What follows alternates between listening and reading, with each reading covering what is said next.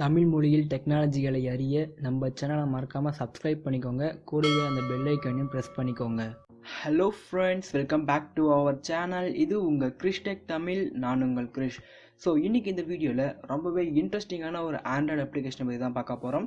இந்த ஆப் நீங்கள் யூஸ் பண்ணுறது மூலிமா உங்களுடைய ஃபோட்டோவில் இருக்க அன்வான்ட் ஐட்டம்ஸ் எதுவாக இருந்தாலும் அதை ஒரு செகண்டில் ரிமூவ் பண்ணலாம்.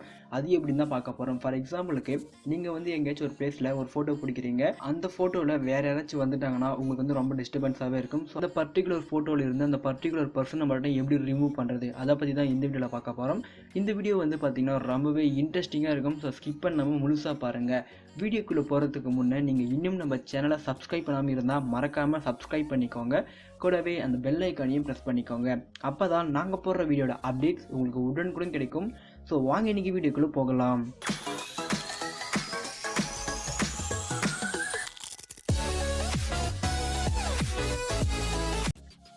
இதுக்கு பார்த்தீங்கன்னா ஒரு அப்ளிகேஷன் தேவைப்படுது. இந்த ஆப்புக்கான லிங்கை நான் டிஸ்கிரிப்ஷனில் கொடுத்துருக்கேன். மறக்காமல் டவுன்லோட் பண்ணிக்கோங்க.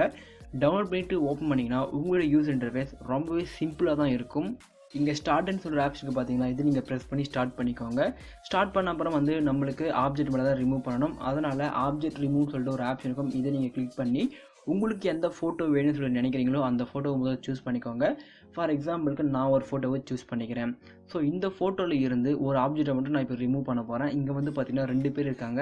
இதிலிருந்து ஒருத்தரை மட்டும் நான் ரிமூவ் பண்ண போகிறேன். ஸோ நீங்களே வெயிட் பண்ணி பாருங்கள். கீழே ப்ரஷ் மேலே இருக்க எனக்கு பார்த்தீங்களா, இது நீங்கள் ப்ரெஸ் பண்ணுங்கள். ப்ரெஸ் பண்ண அப்புறம் உங்களுக்கு எந்த கேரக்டர் இதில் வேணும்னு சொல்லி நினைக்கிறீங்களோ அந்த கேரக்டர் மேலே நீங்கள் ப்ரஷ் பண்ணுங்கள். இப்போ நான் பண்ணுறேன் பார்த்தீங்களா, இதே மாதிரி ப்ரஷ் பண்ணுங்கள்.